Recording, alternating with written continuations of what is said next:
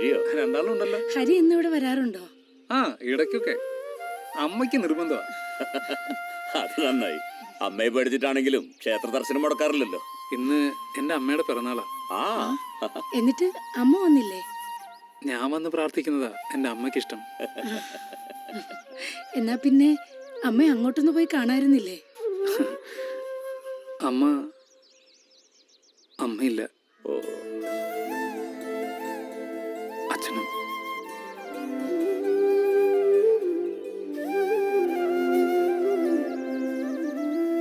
ആ മോളാ ആനന്ദി. ഇന്ന് മോളുടെയും പിറന്നാളാ.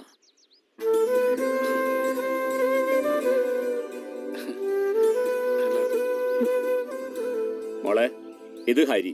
നിങ്ങൾ തമ്മിൽ പരിചയപ്പെട്ടിട്ടില്ലല്ലോ? അത് പിന്നെ ഇല്ല.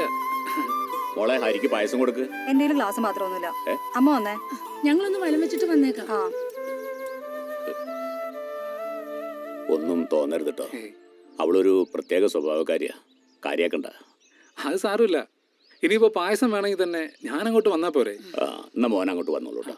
ശരി.